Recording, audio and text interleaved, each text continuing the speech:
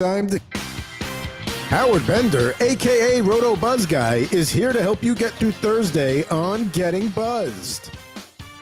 And now, please welcome to the virtual stage, Mr. Howard Bender.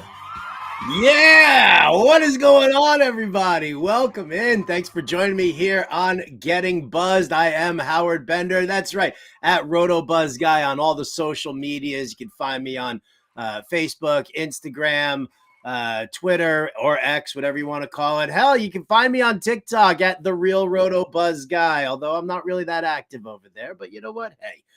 What is going on? What an unbelievable show we've got for you guys here today. There's my special guest, none other than Chris Kuroda, Phish's lighting designer, also happens to be a really, really good friend of mine. So super excited to have him in here. He is a notorious fantasy football junkie. So we're going to dive into him and his leagues and the smack talk and everything else that we do with fantasy football. Let me bring him in here. Say hello, everybody. My main man. He is the right hand to, my entire body here on Getting Buzz. It's my producer, Adam Bernard. Adam, what's going on, man? Welcome in. How are you? What's new? Our Jets are going to lose to Kansas City this week. Taylor Swift might be there. No, probably not. So depending upon what I'm your right arm for, there are certain things that are not in the job description that I'm not going to do. So just, when you say I'm your right arm guy, just, know that. Come on. Well, come on. I thought we were close, Didn't you tell me you wanted to, when we were in Vegas together, you were like, let's take a schwitz in a sauna for a little while, just you and me. I thought that's what, you meant. That was not me. I don't know who that was, but that was not me. Oh, no, that's right. You were my compatriot in the potato skins nachos war. Correct. That we had. Yes, I'll be watching the game on Sunday and the Kelce Swift mania and all that. Yeah, it'll be real fun to watch the Jets get decimated and then all the Taylor Swift references and all that. So it's going to be great. You hate this so much. I'm loving it. I'm embracing it. Why do you hate it so much? I don't hate it. I'm I hope they're happy. I hope they both get the relationship goes as far as the both. I just don't like the pop star coverage of constant updates and what's going on, invading the sports world. For us, that's injury updates, things like that. It's just it's everybody likes it now, but I guarantee you, we'll say by Halloween, people are gonna be over it. People are gonna have had enough of it. The real football fans, they're gonna be tired of it. It's gonna be enough. Not me, man. I am going to embrace it every step of the way. Swifties forever. I don't even like Taylor Swift's music. I'm not really that into it. So. But I got to tell you, man, it's a lot of fun to sit and watch. I equated this to everybody, and you can follow me on Twitter at Roto Buzz Guy. And I actually put this up there because I was having to explain the Swiftie mania here going on with that to a friend of mine's grandpa. And all I did was show him a picture of Joe DiMaggio and Marilyn Monroe sitting at a table, and he knew immediately. He was like, oh. I mean, listen, if social media was around back then, you would probably have that same opinion about Joe D and Marilyn Monroe. But, here we are now. And obviously, yeah, it's all the social media that does it. And maybe that's why it's going to grate on your nerves. Adam, I think that you should embrace it. Maybe you and I go to a Taylor Swift concert together wearing matching Kelce jerseys. Listen, I would love to go to a Taylor Swift show. I'm a fan of live music. So I'm not paying those prices to go see her. But if somebody's like, hey, I got a ticket at a reasonable price, are they going to take me? Absolutely, I'd go. I'm rooting for them. I'm not looking forward to just the ad nauseum overdoing it of the constant coverage. We're going to know oh, Travis Kelce changed his toilet paper roll twice today. I hope his stomach's okay. It's just it's going to get to be that. Or like I said before, before the show, oh, let's say Taylor Swift wears a red Travis Kelce jersey to 2 games in a row and everything's fine and dandy, and she switches to a white one and he drops a game-winning pass or rolls an ankle. Oh, it's going to be oh, see, she jinxed him because she changed the jersey. I'm not looking forward to that stuff. That's all. All right. Okay. That's all right. I won't talk about it with you. I'm going to ask Chris Kuroda, actually, because in addition to being Phish's lighting designer, there was a time where Chris also did the lights for Justin Bieber. And there was a time that he did the lights for Ariana Grande as well. So he knows that pop star mania stuff. I thought you were going to say he dated Taylor Swift. There was a time where he dated Taylor Swift. That's where I thought you were going with that for a minute. No. Come on. His wife is so much better than Taylor Swift. But listen, so look, he just got on out of here. He was like, I'm out. Well, that's all right, because you know what? Before Chris gets here, there was definitely something I wanted to talk about here, and that is in the football world. And it's crazy, man. It is offensive coordinators. Offensive coordinators. What's the actual pronunciation on all of that right now? Offensive coordinators, whatever the case may be. Here you go. I've got the full definitions for you right now, because there's stuff going on that is it's absolutely horrendous. All right. The game continues to evolve, and yet we see some trend-setting, innovative coaches who pop up here and there. But there's an inherent problem within the NFL being a copycat league. Okay. And the fact that it just recycles the same old coaches and coordinators. And we just see it over and over and over again. Case in point, Nathaniel Hackett. Now, listen, I don't care what you guys say. The main problem, right? Here's the blame game. Whose fault is it? Is it Joe Douglas's fault? Is it Robert Saleh's fault? Are we all blaming Zach Wilson? Like the what's going on with the offensive line? And you can point your fingers in any direction that you want with regard to the Jets. And I'm telling you flat out, that's the problem. Right there. Boom. Him. This guy, Nathaniel Hackett. He's a fraud. And listen, maybe there was a time where Nathaniel Hackett was innovative and had some ideas in his head, but here is a guy who made his bones on Aaron Rodgers' back. Nathaniel Hackett is a great offensive coordinator if Aaron Rodgers is his quarterback. Okay, we saw that in Green Bay. Lots of great stuff there. But here's the thing, and I've said this before. Nathaniel Hackett, when he sends in a play to Aaron Rodgers, it's not, hey, run this play. It's, man, here's a suggestion. Maybe try this play out. See what you want to do. Anything like that. And Aaron's like, whatever, dude. Okay, fine. Thanks. Great suggestion. I'm going to do this. All right. Nathaniel Hackett, then he goes to Denver, and he's atrocious there with Russell Wilson. Absolutely atrocious, because he is not seeing the game the way Aaron Rodgers would see the game. And he's not seeing the game in a very clear light. Nathaniel Hackett would have been fine this year had Aaron Rodgers stayed healthy. But the fact that he's got Zach Wilson now, who is green, so to speak, there's a lot of work that needs to be done. He has a lot to learn. But, this whole thing right now, like Zach Wilson against the Dallas Cowboys defense, like what happened to, hey, look at that. Zach Wilson managed the game okay against Buffalo, and our defense and our ground game helped us out here. Then we get annihilated by the Cowboys, who should have annihilated us. They should have done that. The Dallas defense is insane. And I'm sorry, but Hackett is not game planning properly against them. Then what? You want Nathaniel Hackett to outthink Bill Belichick? No, doesn't work that way. Not even close. And so Zach Wilson has a terrible game. Fine. But here we go. Let's move forward with this. I'm not loving this matchup against the Chiefs here on Sunday night, but I'm not blaming Zach Wilson. You know what this is? This is Adam Gase all over again. And for those of you who don't recall the Adam Gase stuff, which was ridiculous, all right, Adam Gase was considered this quarterback guru. Why? Because he was the offensive coordinator for Denver when Peyton Manning helped them win the Super Bowl. Adam Gase was the be-all, end-all? No, it was all Peyton Manning. Adam Gase is still with the bug eyes, following the taco, whatever kind of like imagery or fun memes that anybody wants to create, but that was Adam Gase. Nathaniel Hackett's the same thing. There's no difference here. Nathaniel Hackett can't run this offense with Zach Wilson. He could turn around and do it with Aaron Rodgers, but not with Zach Wilson. And that's really, this is what bugs the hell out of me the most about it. Because Aaron Rodgers, he can't travel right now. What I want is for Aaron Rodgers to be sitting in the booth and looking down and being the only voice in the helmet of our good friend Zach Wilson. Maybe that would help things out. But Nathaniel Hackett, the fact that we put all of our eggs into the Aaron Rodgers basket, the Achilles blue, and now Hackett is there. We're stuck with him.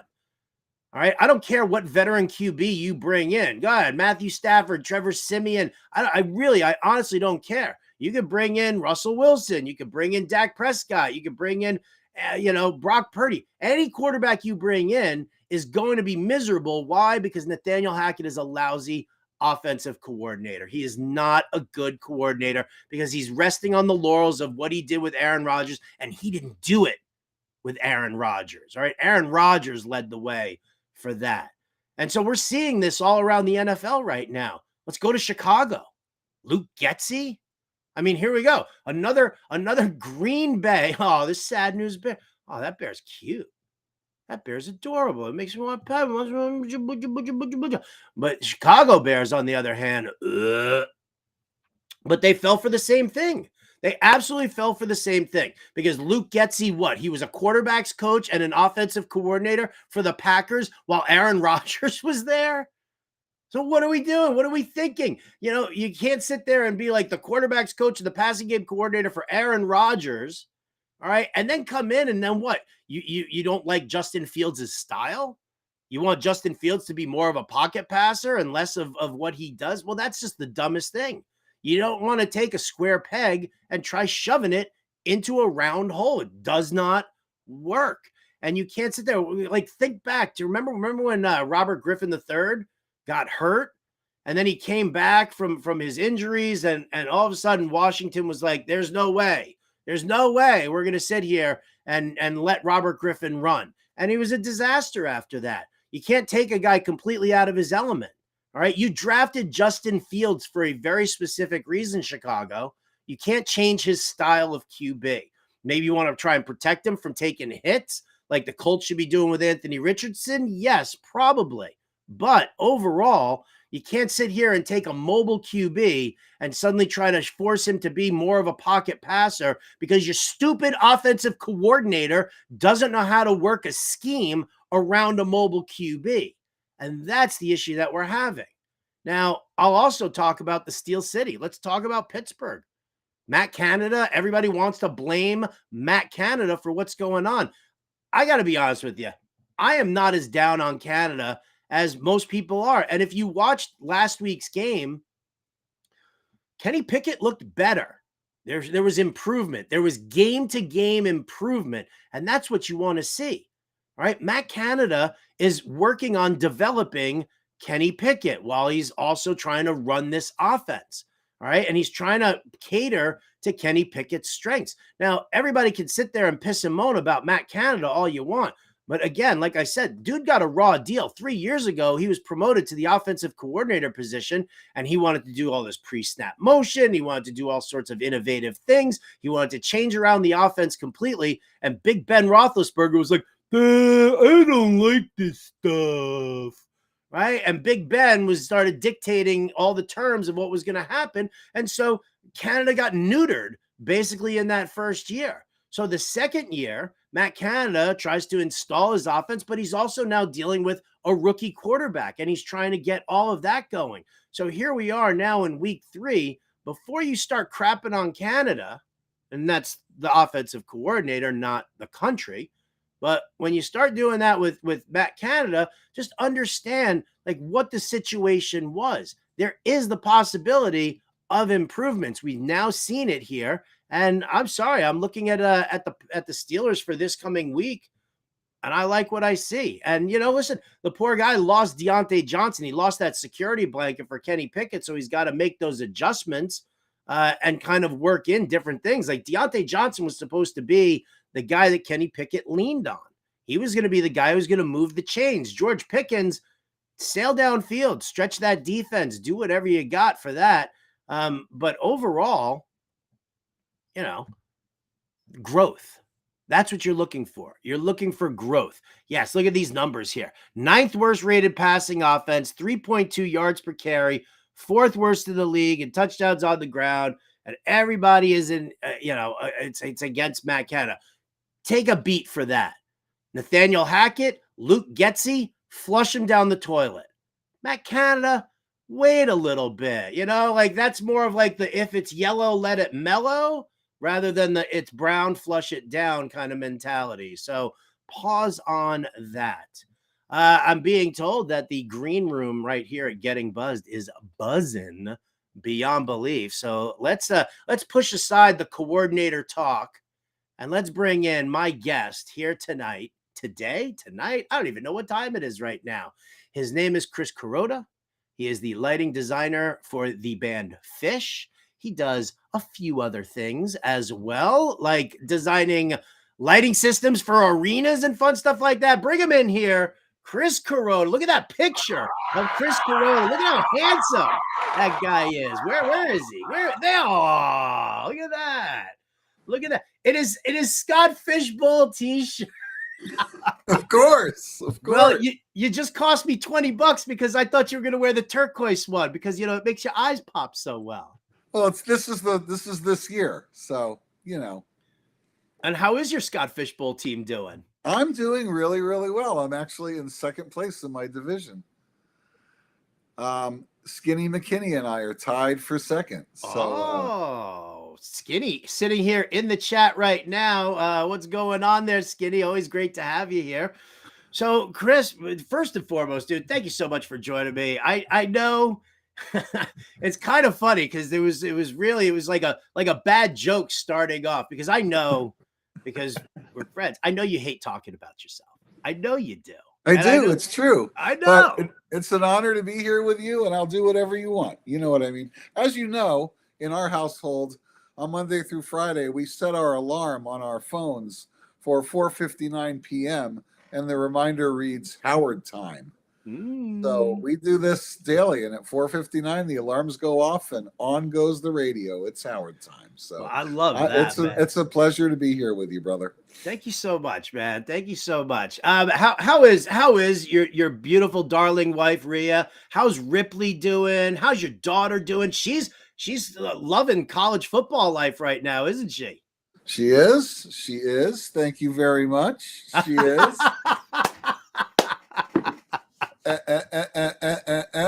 We're doing well. We're having a good year. Everyone's doing great. Thanks for asking. The dog is doing wonderful. As you know, she's our first dog ever. She's 2 years old. My wife is doing great. She is the fantasy football genius of the house.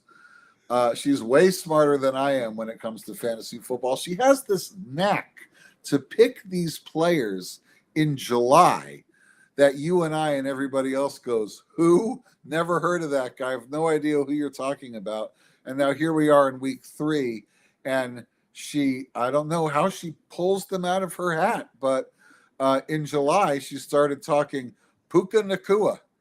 And you and I both went, who? I've never even heard who that is. And she was like, I'm telling you, Puka Nakua. And sure enough, like how in the world she does this, I have no idea. But she's got the knack. Listen, you both are junkies. I'm not gonna there's no nice way to say it, but you both are fantasy football junkies. Like we had this conversation, the three of us, and actually my wife joined in on that as well. Now we had this conversation back then about how many leagues we do, and I keep saying how much of it's such a grind, and I don't want to do so many leagues and this and that. But then draft season happens. We get all sorts of swept up in it. And but what boggles, like I understand Rhea, just kind of, jumping in on a million different leagues and stuff like that. But it's so contagious that you're like, we should do this league. We should do that league. How many leagues are you in right now? And worst case here also, how do you balance that when you're dealing with summer tour? It's difficult. But I always put aside time, especially in the early mornings. But we made a family rule because my wife and I are in conjunction junkies. We're the conjunction junkies when it comes to fantasy football. And we made a rule for ourselves that we were only going to be in 5 leagues this year. Best balls don't count. Just 5 leagues where you're managing a team, because that was enough to manage. Like, it's hard to manage any more than that. This started in July when we were starting to draft for Scott Phish. We're in another one called IDP Invitational. We like the charity leagues. So I have a league which you're in, and we were going to limit it to 5. time goes on, your drafts. As soon as you start drafting, you want to draft more. You have new strategies.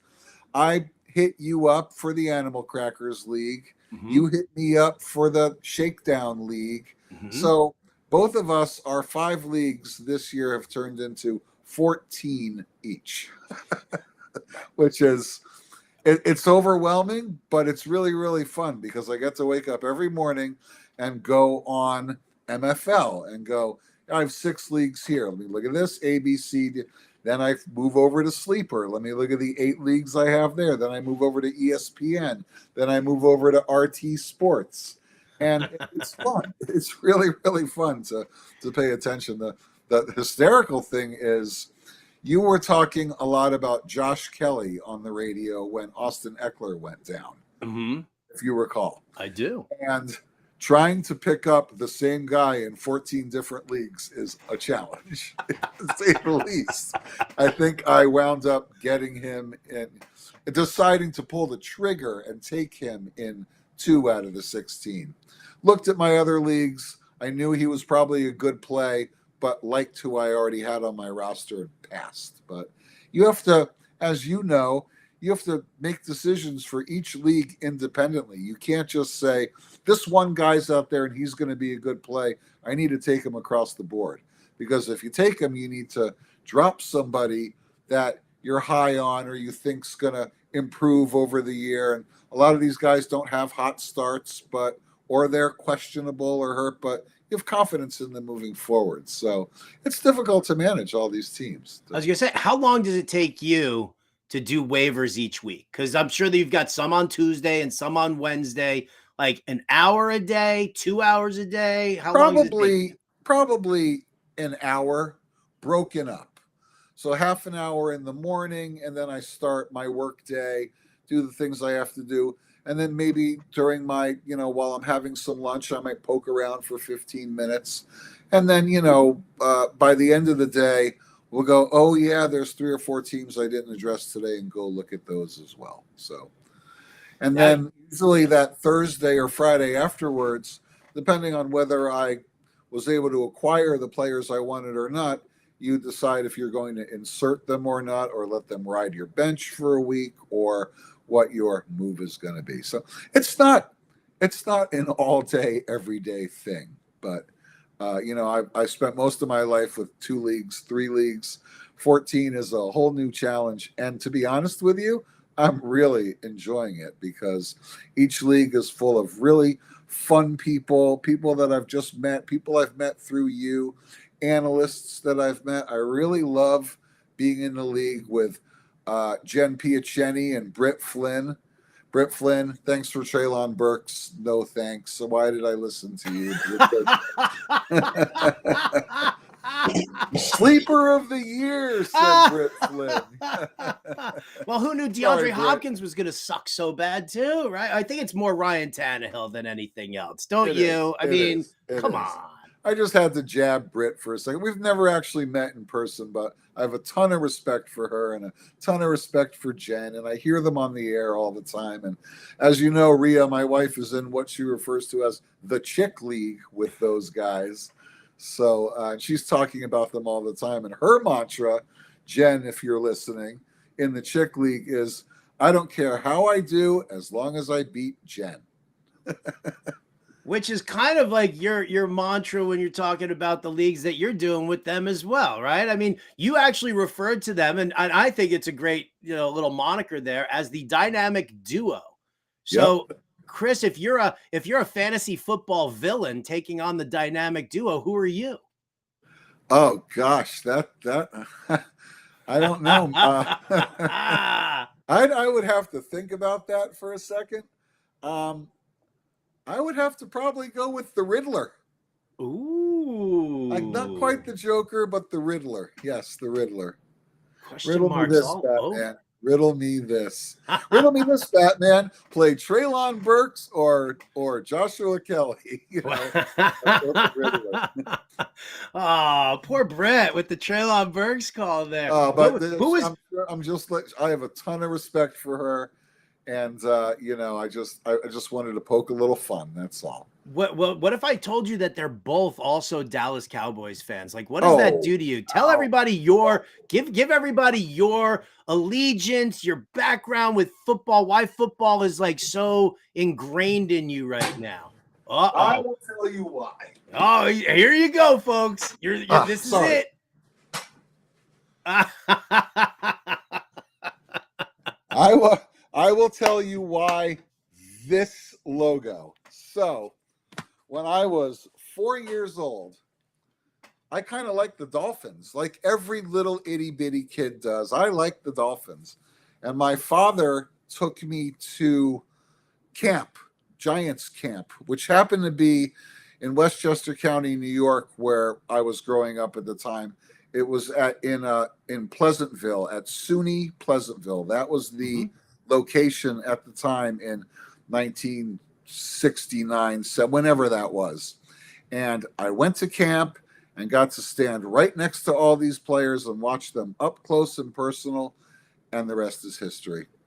You have an experience like that as a little kid, and you're a fan for life, for better or for worse. So, it's just the way it goes. All right. Because I've actually had this discussion with people, and I don't think you and I have had this discussion. If you've got a team that's won multiple Super Bowls in your lifetime, has been a dynasty at any point in time, like, you can't complain about the lean years. Come on, man. You guys. No, you can't. We have 4 Super Bowls. I would never, ever say there was a dynasty Giants team in my life, in the sense that I love it. Let's go, brother. New York, baby, come on.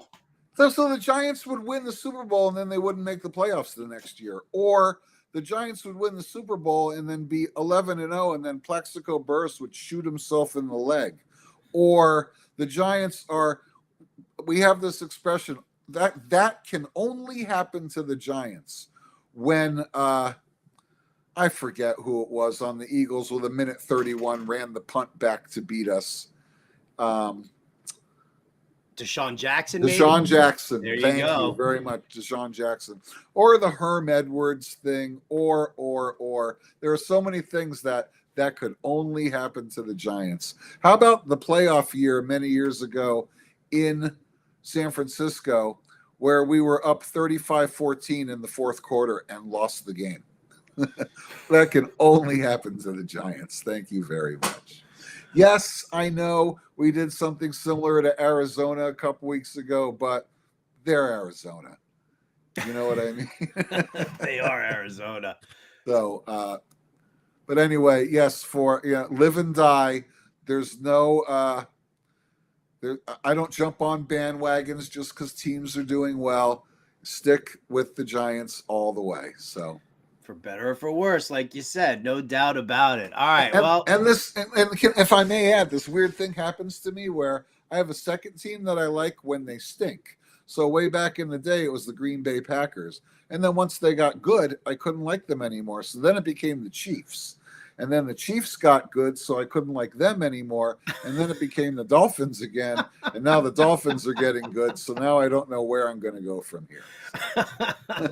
Just come to the Jets, baby. Come to the Jets. That's tough for me. Come on, we share a stadium. We do. The one that used to be called Giant Stadium. Right. One. Well, you had to make us feel at home somehow. So, it became MetLife Stadium. Wait. Don't you've got a team name with a little MetLife in there, don't you? Yeah, I have a fantasy football team named MetLife Crisis. I do. Yeah. And my daughter came up with the name. Oh. My daughter came up with the name and said, "Dad, you have to name your team this." And I went, "Okay." We listen to our children. So she's got the fantasy football bug too. I know that she's doing leagues, right? She's she's crushing it. Yeah, she is. She is. She's in a mother-daughter league with my wife, and she is hosting her own league where she's the commissioner, and she's in a third league. I don't know too many, but she's in 3 leagues. So yeah, she's got the bug. She does the research. She like mother, like daughter, I hear you. I hear you. Fantastic. All right. Now, before we dive in a little further here, for those out there who maybe you're not familiar with Phish, maybe you're not familiar with what Chris does for a living. So before we get to some more New York Giants football, and I put you, Chris, into the New York Giants dating game. Oh, good. I just want to share this little, just for a little video for everybody out there. If you want to see what the master looks like at work, watch this time-lapse video that we've got going on right now that just shows some absolutely amazing things. Can we talk about the moving rig for a second, dude? Because nobody does that. And I don't really understand how you can sit there with like one hand you're on the lights, another hand you're on the moving rig. Like, I mean, it's literally like almost like a flight simulator for a pilot almost, to see you going back and forth like that. Like, give me the concept behind the moving rig. Like, what was that idea for you to be like, you know what? I'm gonna make all my lights move all over the place. Well, it's something I always wanted to do. Well, it started out, I just wanted to have the ability to take the lighting rig and just change the shape of it. So instead of it being this way, we'll make it curved that way. And just in its infancy, that was the idea, to just be able to make different shapes. And once we started diving into it, we realized that instead of just making these static shapes, what we refer to those moves as are dynamic moves. We could make it dynamically, keep moving and moving and moving. And we could make all, not just your simple smile, frown, X. We could come up with some really intricate shapes by, sort of putting our heads together, me and my team, and thinking about how everything would work. The interesting thing about it is, for people who have seen us 1,000 times or people who don't, the hardest challenge for us was being able to make the light that's on the truss stay on the band member while the truss is moving. Because if my phone here is the truss and my pen here is the light, and the truss goes like this, the light is now pointing at the side wall. We need to figure out a bunch of trigonometry that the light stays where it is while this is happening. Because the light has the ability to move and the truss has the ability to move. So as the truss is moving this way, the light is moving this way with the math that we do. So it looks like it's not moving at all off the object or band member in this case that it's supposed to be lighting. That was the challenge. I want to use some profanity, and that was the mind F of the whole thing. You can say mind fuck here. It's okay, man. I'm totally that was cool the with mind fuck of it all. And it took us, I kid you not, it took 6 months of banging our head against the table to finally figure out how to make that work. So. I mean, it's unbelievable. Like I for everybody out there, me, I've been seeing shows for years and years and years. My show count is in the hundreds and whatever. And I've like watched, I mean, I grew up basically like, maturity wise with Phish and out of college and everything like that. You've grown up basically working in that entire thing. And to watch the evolution, I mean, it's just like, go back, folks, and just on the YouTube machine there that you guys use, and look at like old shows, and then look at like shows over the years to looking at what it's like now. Because I mean, it's absolutely mind-blowing, ridiculously impressive, and the way that it's now kind of spawned your career into like other directions right now. Like you did, like Madison Square Garden said, hello, Chris, we'd like you to fix the lights in all of the garden now and do all of the garden. Chase Center was like, hey, Chris, we saw what you did with the Madison Square Garden. Can you do that over here? Like doing arenas now, and you create this immersion effect. Like if you're in the audience and you're and you're like there, no matter where you are in the arena at MSG or at the Chase Center, you feel like you're in this immersion thing that's, that just, it changes the dynamic of the show so much. I mean, yeah. And that philosophy is starting to catch on in a much bigger way because we do use the installed lights in Madison Square Garden in tandem with what we're doing, and same in the Chase Center, simply because I have access, because I design and program all the in-game lighting for the Knicks, the Rangers, and the Warriors. So that is catching on, and I'm getting more and more sort of attention or calls or questions about, hey, can you come into our arena and can you help us with our lighting, arenas that I don't work for, not specifically arenas that have NBA or NHL sports teams, although a lot of them do, because they're more interested in being able to have the ability to have X come into their building and be able to offer the immersion experience. Hey, you can tie into our stuff like these guys do, and you can do it too. So companies and arenas and sports teams and businesses are getting to the point where they've seen us do it, and now they want to offer it to everybody. So I mean, it's cool. It's really cool. It's insanely cool. It's insanely cool. And, you know, with the moving trusses, literally the idea was we need to go where no one else can go. We need to do something that no one else can do. What is it? And we realized that if we started this whole moving truss thing, it would be somewhere where others couldn't follow us, at least not for a while, because the amount of work and the amount of programming, the amount of technology and the amount of thought, you can't just go, oh, Phish is doing that, let's do that too. No, it's going to take you years to be able to get it to work, just like it took us years to be able to get it to work. So that's definitely the thing. Not to mention the fact that, I mean, listen, I know you basically, you taught yourself lighting design. I'm sure you had influences who you looked at while you were, you know, up and coming and trying to figure it out. Right now, you're at the top of that coaching tree, right? Like, you know, you've got all the, you know, all the other bands and all the other lighting designers, and they sit and they watch what you do and try and, you know, pull ideas off of that and stuff like that.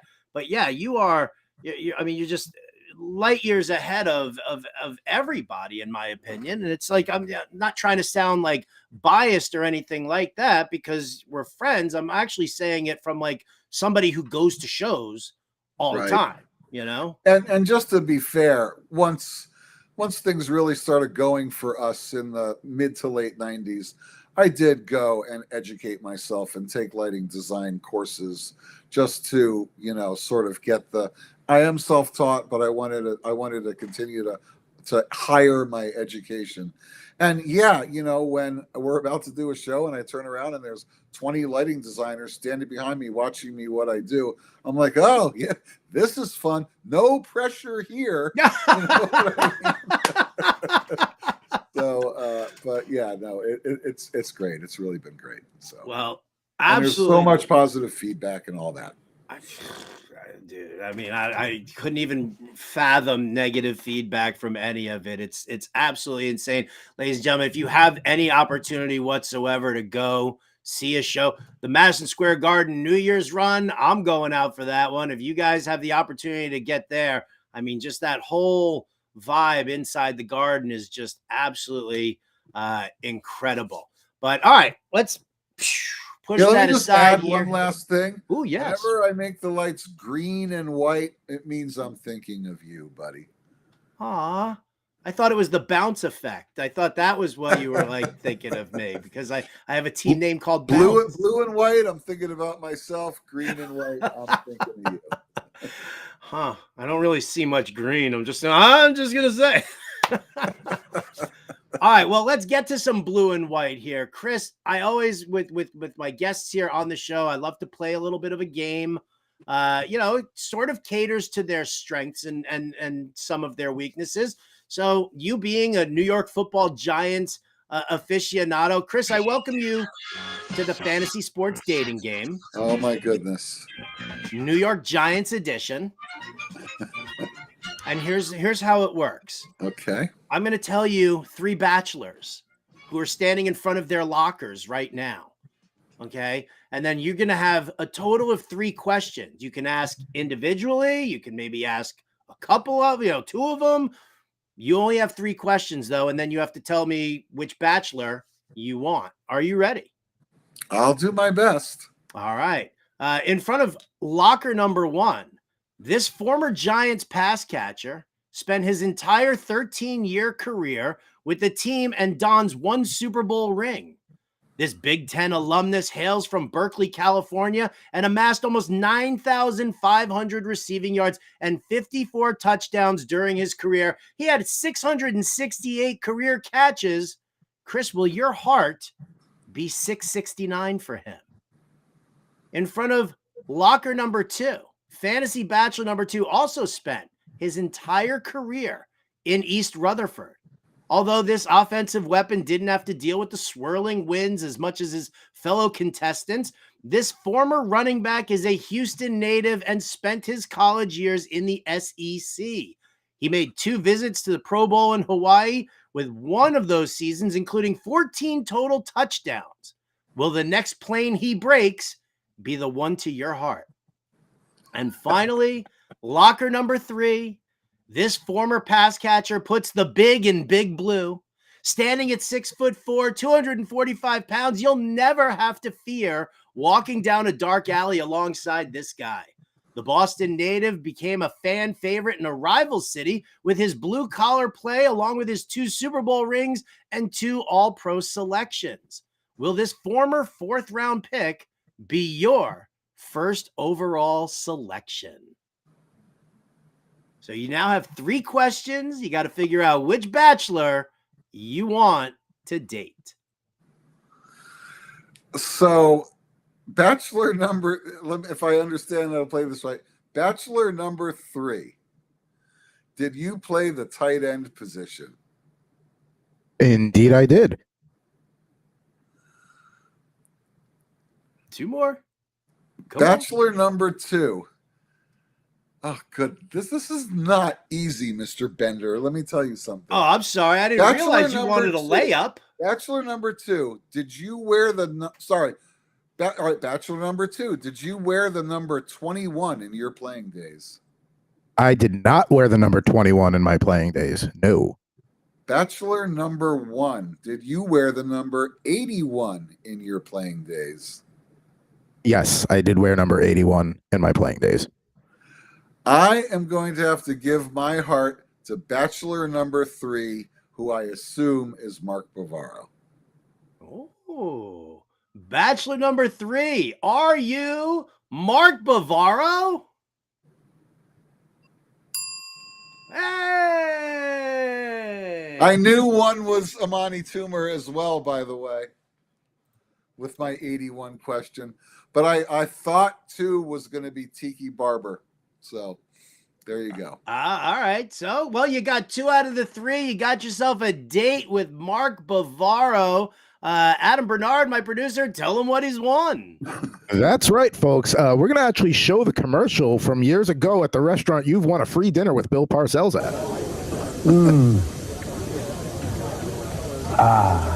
You know, Mike, I used to eat here at Manny's after every home game when I coached the Giants, and Manny's is as good as it gets. You're right, it doesn't get any better than Manny's chicken franchise. You tried the veal parmesan? No way, I never have the veal. How can you say the chicken's better than the veal? I always have the chicken. I always have the chicken. How can you say that? I'm out of here. Manny, where's the The check? veal's way better than the Manny! chicken. Everybody knows that. Check. Well, there you go, Chris. I'll send the gift card in the mail, and we'll set you up with a nice little one-on-one date with Mark Bavaro, former tight end of the New York Giants. I will say this, though. There is a very, very strong chance that whenever you do set up this date with Bavaro, my wife is going to want to attend as well, because she... I mean, who wouldn't want to have dinner with Mark Bavaro? Absolutely. And let me add to the fire that my wife's middle name is Amani. Really? Yes, it is. How did I not know that? I don't know. You got any more fun facts for me? That's the only one that comes to mind right now. You know, Lawrence Taylor was the guest of honor at my bachelor party. That's that another I good know. one. That I know. I think there's a picture of you, like you and LT. Are you kissing him? Is he kissing you? What are the two? It could be a little of both. Who knows? All right. Well, here you go. Chris, my one final question to you here. And this kind of goes along with the conversation that you and I just had the other day on the phone. But I will say this, in any time period, at any game day Sunday possible, or Monday or a Thursday, whatever it is, Chris, if you could Freaky Friday with one New York Giant for any moment in Giants history, who would you be? Don't say Theismann. Don't say Taylor breaking Theismann's leg, because that'll make me throw up. No. Oh, so I have to pick a moment in Giants history? A moment in Giants history that if you could Freaky Friday and you could be the one who makes the catch, makes the block, makes the sack, throws the pass, whatever it could be. As much as I'd like to be Phil Simms going 22 for 25 in that Super Bowl, I'm going to have to go with, I can't remember his name. David Tyree? The kick returner who caught the tip in the end zone. The ball got tipped and he dove and caught it. You know who it is? I know exactly who it is. Phil McConkey. Yes, Phil McConkey. I'll take that moment. I will take that moment. Dude. Because Phil McConkey did not have a lot of moments in his career, but he had that one. David Tyree with the helmet catch, sure. However, we all happen to know that before he made that catch, he dropped the last 87 balls that were thrown to him. So I'll go with Phil McConkey on the tip in the Super Bowl. Thank you. I love that. I love that. Chris, I got to let you go. Thank you so much for being here. It's always great to have you joining us here, talking Giants football, talking everything. Give your wife a big hug and a smooch for me. Give Ripley some rub downs for me there. Say hello to Alex, and I thank you so much for being right here. Back at you in all regards, family and Howard. The pleasure is all mine, my friend. Thank you so much for having me. Ladies and gentlemen, Chris Kuroda, get yourselves to a Phish show, damn it. Yeah, come on, let's go. Let's do it, baby. Do it. All right. You go back to destroying Matt Canada and I'm going to get back to work. All right, brother. You be good. We'll talk to you later, ladies and gentlemen. Follow him on Twitter at Chris Kuroda CK5. At Chris CK5. At Chris CK5. Why do I always put your name in there? I don't know. Don't know. All right. Why are you still here? Much love, Howard. Talk to you later, brother. Chris. Peace out. Oh my God. One of my all-time favorite human beings in the absolute world, Chris Kuroda, ladies and gentlemen. Again, yes, if you could take in a Phish show or just go watch some video over on YouTube, it was absolutely amazing. I love the fact that he wants to Freaky Friday with Phil McConkey, because actually, you know what? A little funny side story here. I used to tend bar at a place on the Upper West Side in the mid 90s, mid to late 90s in New York. And who lived right around the corner? Phil McConkey. And Phil used to be sitting there. He was a regular of mine. We used to sit there. We used to talk football all the time. He brought Mark Bavaro into the bar a couple of times. We sat and hung out and talked to the two of them. Unbelievable dudes, unbelievable people. The fact that Chris wants to Freaky Friday with McConkey for that moment, if he knew McConkey, how awesome a dude McConkey was on top of that, winner, winner, chicken dinner. All right, folks. Whoa, we got Thursday night football tonight, so the work is about to pile up. You've got coming up next Alarm Fantasy Football with me and Andrew Cooper. So get your lineup questions ready for us over there. Before we check out of here, as always, we like to jump into something we call the Final Five.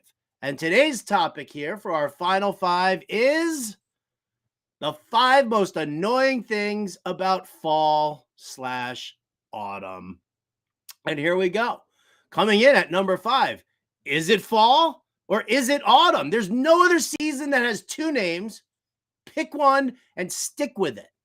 Right? Is it fall? Is it autumn? Winter, spring, summer, or autumn? No, that's not how the song goes. So why are we talking about autumn here? Just pick a name already.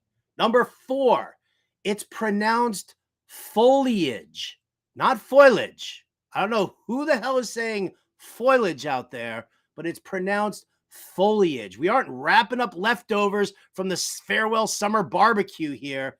Foliage. Number 3, how about this? How about people whining about missing the summer? If I have to hear one more person in the middle of October be like, damn, I wish it was summer. I can be sitting at like the beach right now. I don't want to hear it. I don't like the summer. I think it's too hot. It's too gross.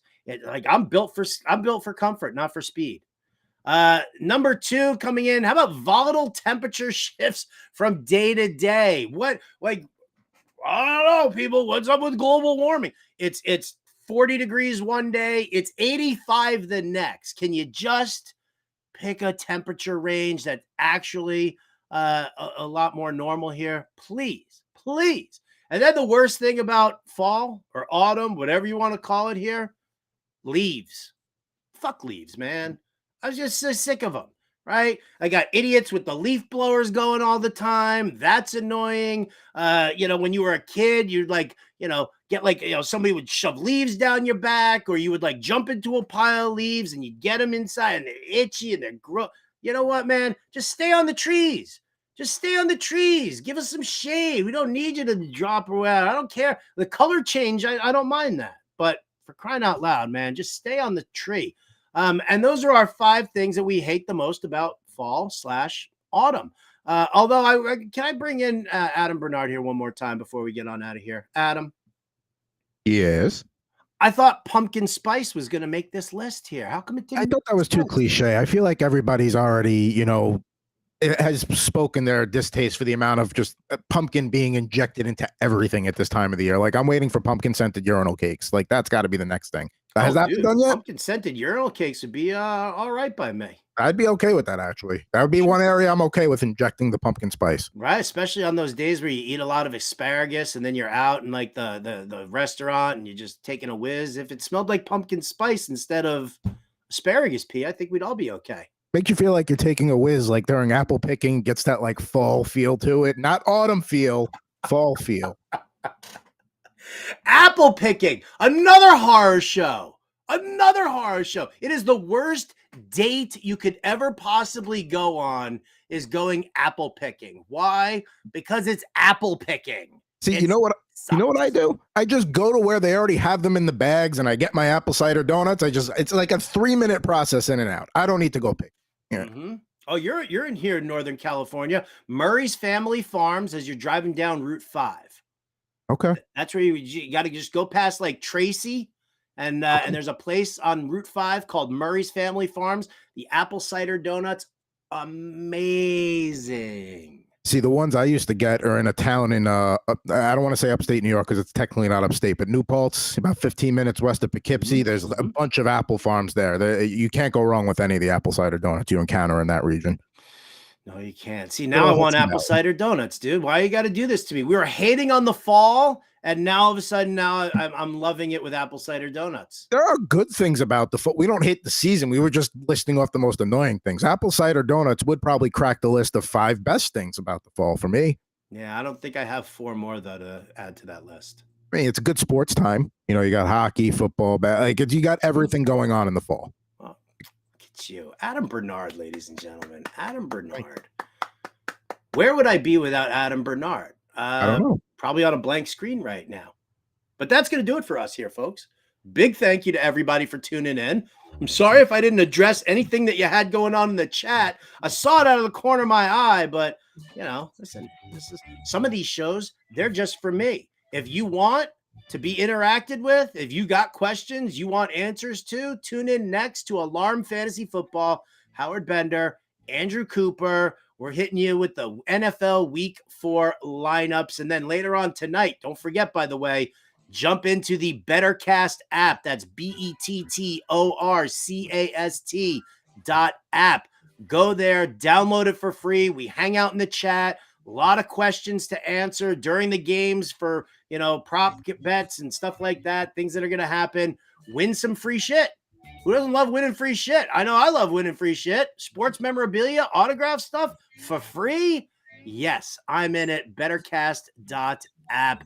That's going to do it for us here on Getting Buzzed. Again, big thanks to all of you for tuning in and to Chris Kuroda for joining me here on the show. For Adam Bernard, I'm Howard Bender. This has been Getting Buzzed. We'll catch you next time.